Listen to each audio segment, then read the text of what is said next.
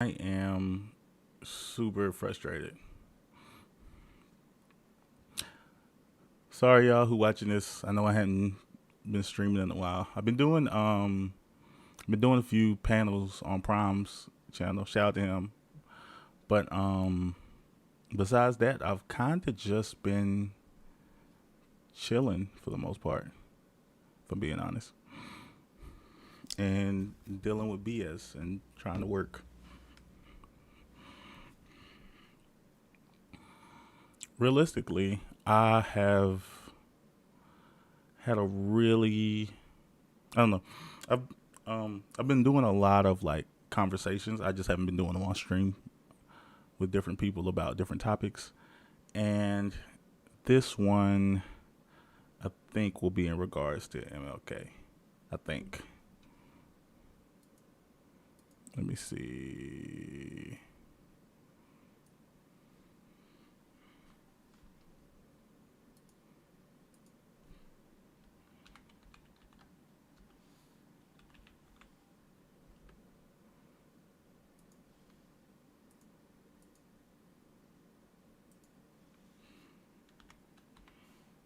Hmm. Yeah, let's do that.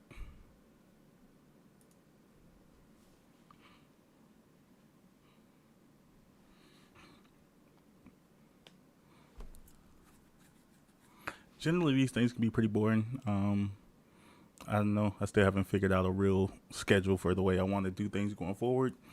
But who knows? I know that I need to be doing this more, and it'll be a good place for me to vent. It'll be a good place for me to talk out a lot of my frustrations with issues I had going on.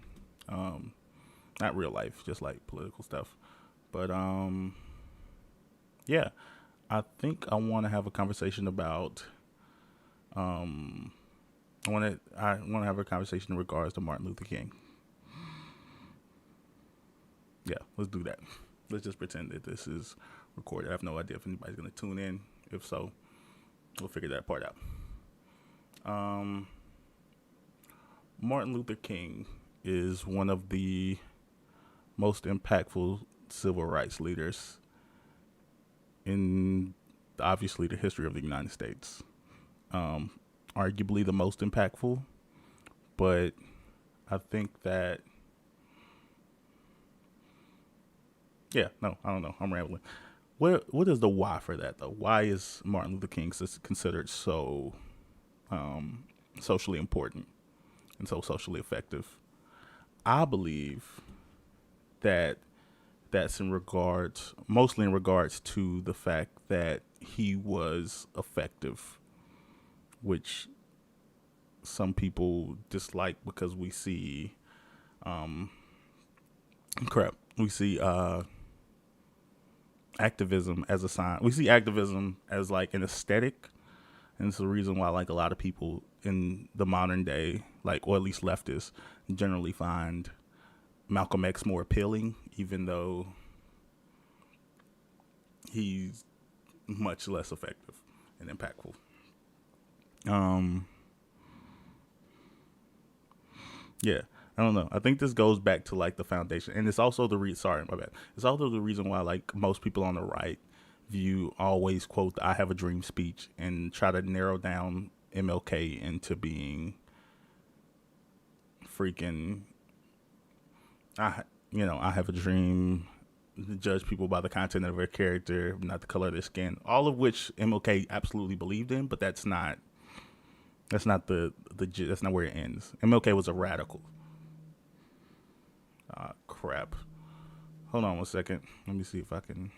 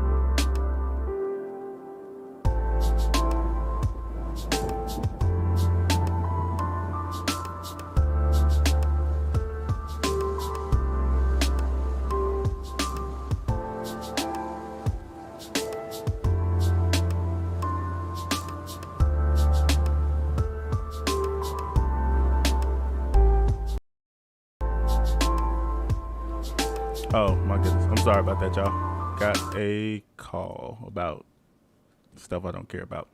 Um, yeah, sorry.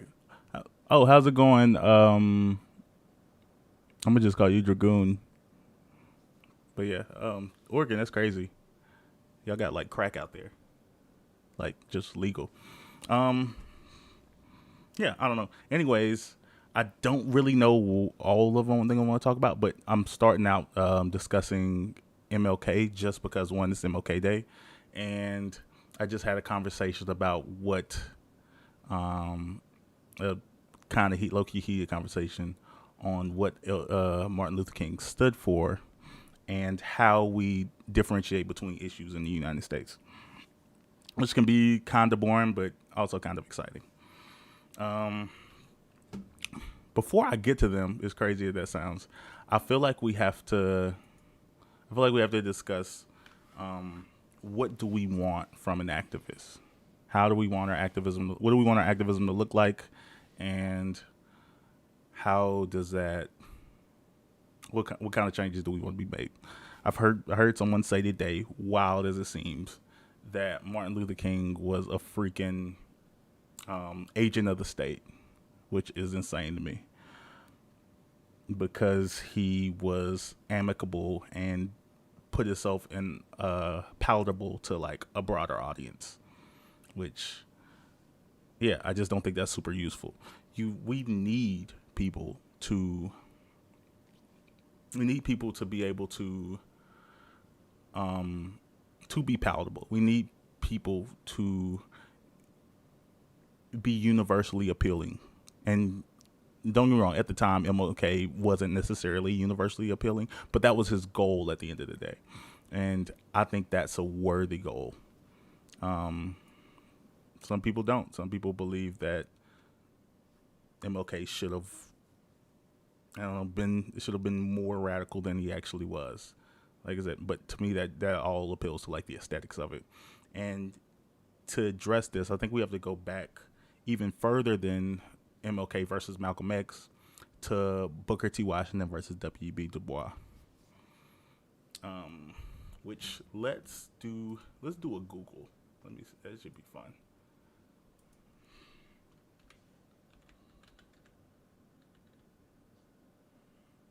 Booker T. Washington.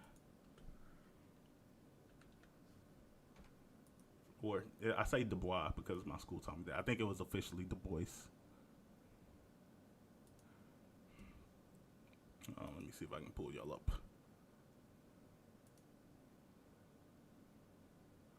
Let's see. Can y'all see this? Y'all can't see this. Why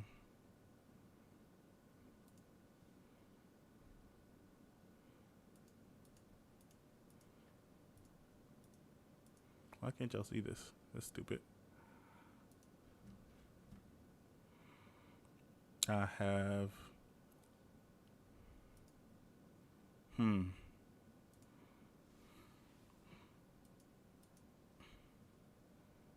Yeah, this is so weird. I don't know.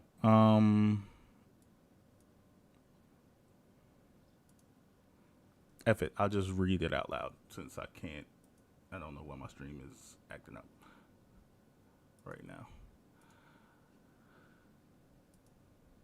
Let's see. Contrary, the main differences between Booker T. Washington and W.B. Du Bois. Contrary to the present peaceful coexistence state of all American citizens socially, economically, and politically, in the past, the whites segregated individuals of the African American origin. Therefore, because of the white supremacy, the Negro had no say, even in issues that concerned their lives, Hence, the nature of suffering this community endured in the hands of the whites. The African American cries for freedom from segregation, indiscriminate killings, deprivation of their fundamental rights, and mob violence hit a snag because the whites considered Negroes as subhuman beings. Because of the worsening condition, Negroes sought ways of freeing themselves from such extreme suffering, leading to the rise of two influential leaders, namely Booker T and W.B. Du Bois. Although these two leaders shared a common agenda and agreed on the ideas of saving the African Americans from segregation and extreme suffering, there was a difference between Booker T. Washington and W. Du Bois' ideological approach to problems. Okay. Um, Basically, just starting out, Booker T. Washington's ideology was from a framing of Booker T. Washington was born a slave. Let's keep that in mind. Du Bois wasn't. And Booker T. Washington's framing was before black people got involved culturally and socially, no, socially with like the political agenda. He believed the black people needed to be an economic bloc in the United States. The way he went about doing this is through establishing technical colleges. Yeah, establishing technical colleges for people, the freedmen, the freed slaves, to continue to do the type of labor they were doing pre-slavery, or not pre-slavery, but I guess during slavery. So, for example, if you were a brick mason before, you should continue to be a brick mason now. If you work the fields, you should continue to work the fields as a farmer. But this, actually making a profit from doing it. This, I think, now in the modern day is seen as controversial and seen as anti-intellectual. But if you come from a community of people who didn't know how to read, like, had like really low literacy rates, and were literally like bought and sold, and you would live your entire life in the country, not having any other skill set, it kind of makes sense to continue to do the one thing you know how to do, and the difference is learn how to make it profitable. So I think that Booker T overall gets a really bad rap in the country. Now, Du Bois, his ideology was that black people need to establish themselves as a political bloc, and that the freedmen's best route was to sort of establish themselves as a larger what am I trying to say? Oh yeah, establish themselves in like the intellectual fields. We should go to larger white institutions. We should become doctors and lawyers and all of these like intellectual fields, higher skilled study fields, and try to integrate ourselves from that perspective, which again, the society we live in today looks more positively upon this, but I don't think it was reasonable or realistic. And I think the reason is because of the starting point. And I think the reason Du Bois missed on this is because of the fact that, again, he wasn't born a slave, and he did come from like a super intellectual background beforehand.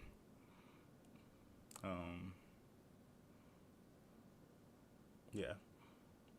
And if we look at how history has impacted people, it's clear that even though now we try to see Du Bois positively, it's clear that Booker T. Washington won. He was considered more favorable. He had backing from like major institutions to implement his ideology.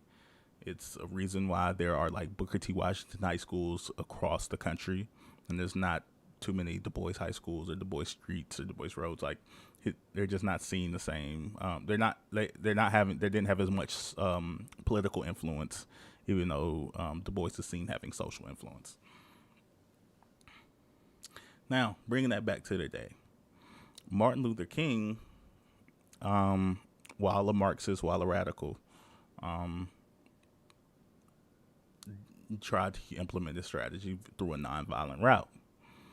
And I think that that route, and he was also super inclusive of like all groups and parties of people. And I believe that this definitely helped him lead to a larger having a larger block, and I think as we see now having a larger influence on the society we live in today. I think that his death and the things he stood for were directly correlated to integration.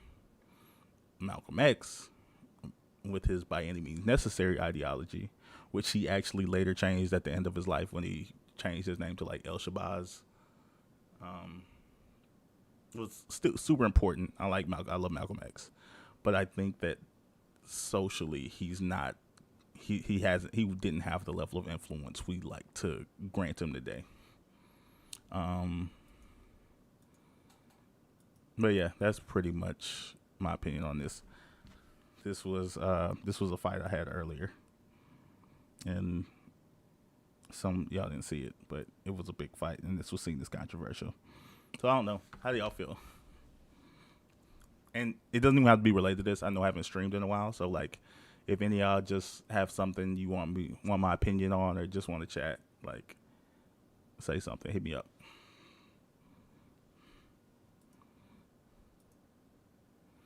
Hmm.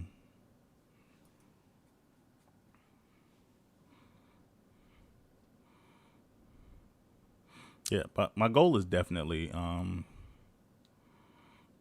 the main reason I haven't streamed more. Well, mainly because of work, and the second reason is because I need a second monitor, which I hopefully am on the way to correcting.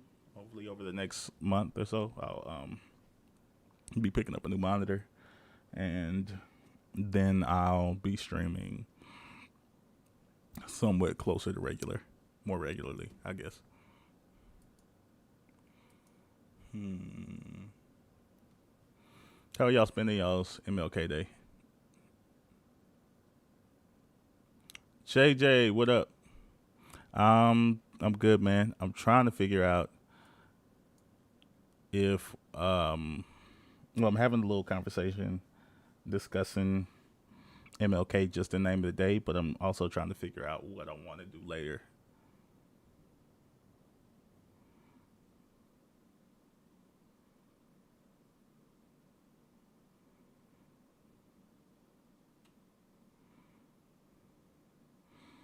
Yeah, I believe that. Oh, I didn't know you was in from Europe, JJ. But yeah, I would assume MLK wouldn't be like really big.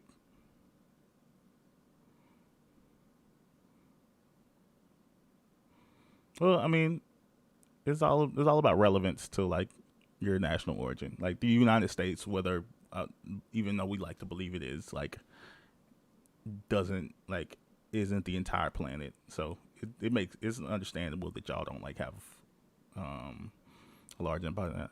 And then Dragoon, learning about other oppressed people is a good way to spend the day. I got into a disagreement with my family about this today. Um, yeah, it's probably not a good way to spend the day. Which thankfully, this conversation wasn't with family; it was with other random people on the internet who I don't know, like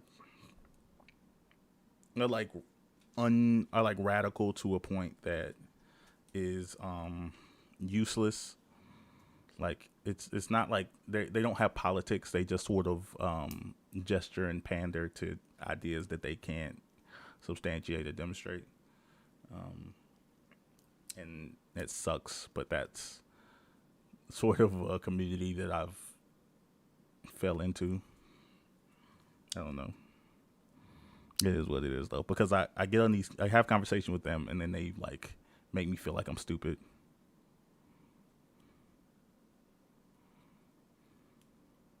Interracial dating. Hey, can I ask you something? As a European, I really don't understand the whole interracial dating hate in the American Black community.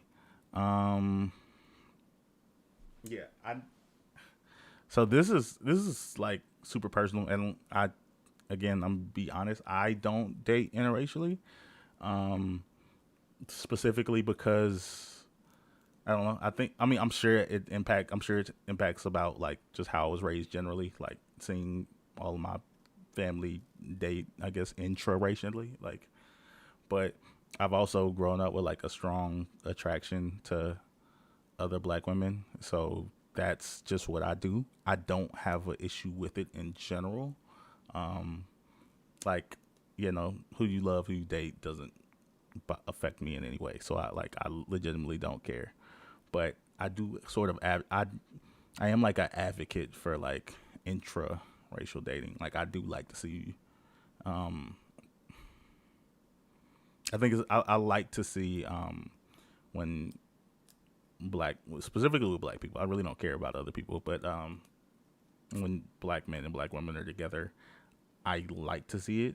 Um, but I think that just comes from not like an anti interracial dating place, which I guess it has to some degree, but more so just a pro black love place. And I can't really describe where it comes from. Yeah, because I don't think it's super rational. I don't think it's something that can be justified empirically. I just think it's something that's socially been planted into us because we see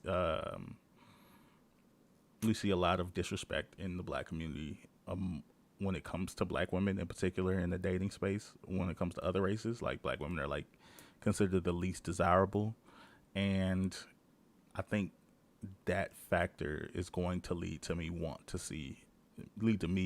in my position wanting to see black women feel loved and appreciated, especially by black men. So it's not like anti other races. It's just I want black men to do better by black women. That was kind of a long ramble to answer what should have been not that difficult of a question. But that's pretty much it. Um, yeah, what have y'all been up to? And then, like again, I know I do deal with a lot of racial stuff, and I'm not apologizing for that. Like I think there's a space for it that is like underrepresented. Yeah, but I don't want to be just the dude who talks about black issues. I want to deal with like politics in general. So whatever else is going on in y'all's life or things going on in the world, hit me up. I need to get on TikTok though. Uh, my girlfriend shows me stuff all the time, but I don't have one myself.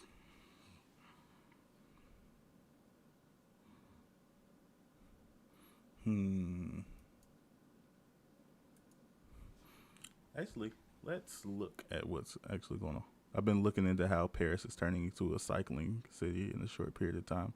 Um, I don't know. I've never left the country. Is Paris like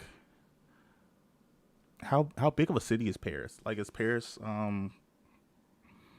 small enough that it can be handled by a cycle, by like bicycle?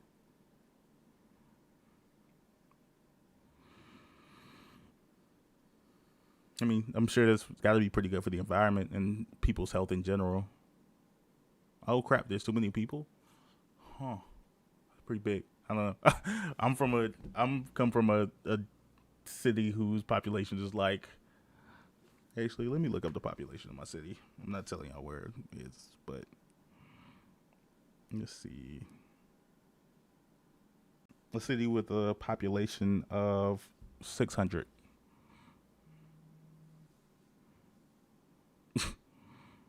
So yeah, 600 people. That's everywhere. That's everyone where I'm from.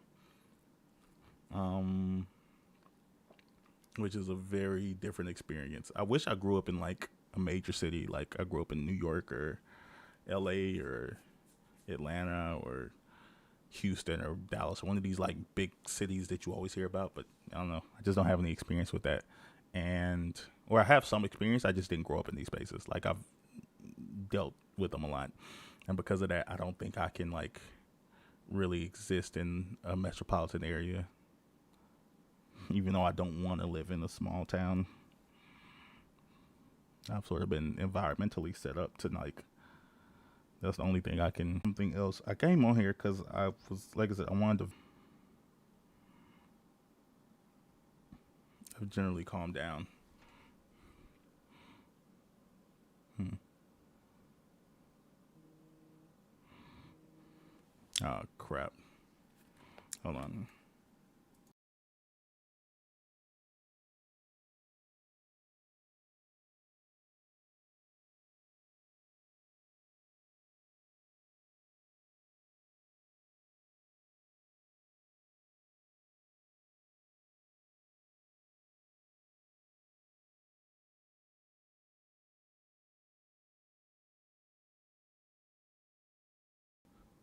My bad. I have to. It's that quick. I already have to go. But JJ, I heard as Europeans we are always surprised how walkable the U.S. is. The U.S. I mean, I guess it depends on where you're at, but generally, yeah, the U.S. is super unwalkable. Like when people say they go like backpacking across Europe, that is, I mean, obviously not impossible because there are people who have walked across America, but so unpractical. Like there's like this can be in some areas there's like 30 miles between gas stations, and especially that's even more so in the South. Like where I grew up, my school was like 17 miles away, and there's no bus stop or anything. Like there's no public transit. Either you had someone drove you to school, or the bus picked you up. Like not at the bus stop, but the bus came to your house, and that was like a super normal thing. There's just no infrastructure to have like to where I'm from to be like walkable. It wouldn't be feasible, and it wouldn't be feasible to do public transport either.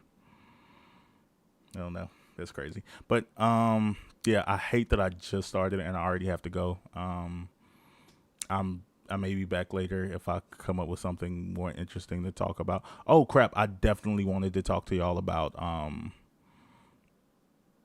F it. You know what? We're doing it now. I don't care. She can wait. Um, any of y'all like Marvel fans? Matter of fact, I don't care. I'm changing it.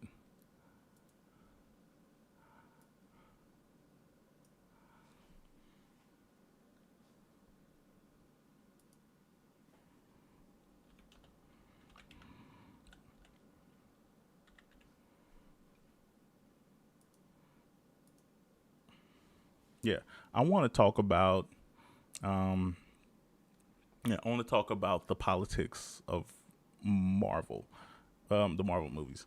I seen No Way Home recently. I thought it was fantastic. Not gonna, I guess I won't spoil you unless all y'all have already seen it. But I thought it was fantastic, and then it kind of buzzed up sort of my rekindled my joy for Marvel movies. Even though I think Marvel movies are a problem for the like media industry as a whole, um, yeah, I still love them, even though they're a problem. Anyways, I've been looking at a bunch of old Marvel clips um, over the last like month, and it's brought me to a lot of questions. One being, do any of y'all know what the Sokovia Accords are? Let's see. Hold on a second.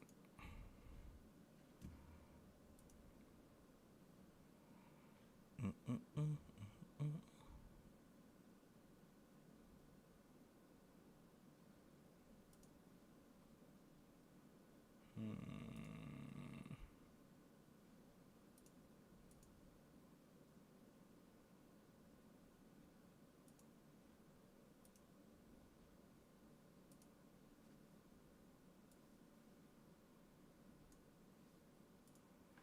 Can y'all see this? You still can't see this, can you?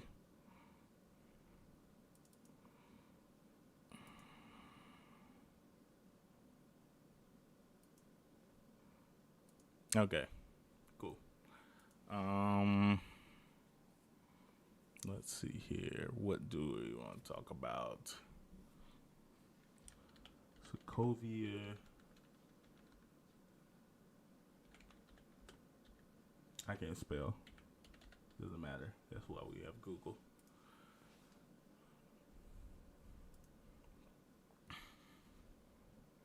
The Sokovia Accords, approved by 117 countries, it states that the Avengers shall no longer be a private organization.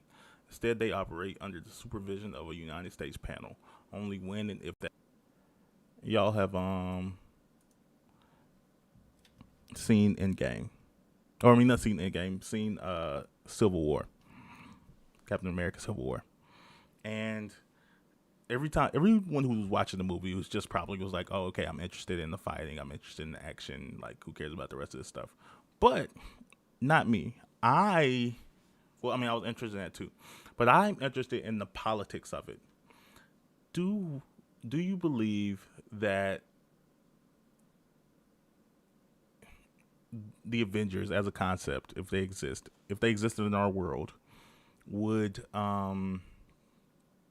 would you want them to be bound by like a larger governing body, or would you expect them, like, would you be okay with them being a private entity funded by Tony Stark? I think that's a super interesting idea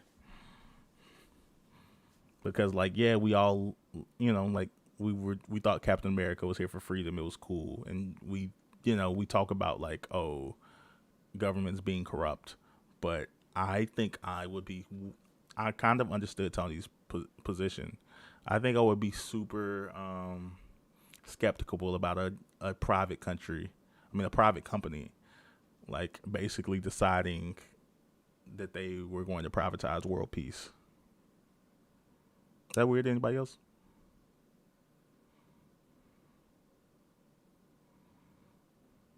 I don't know. Maybe it's just,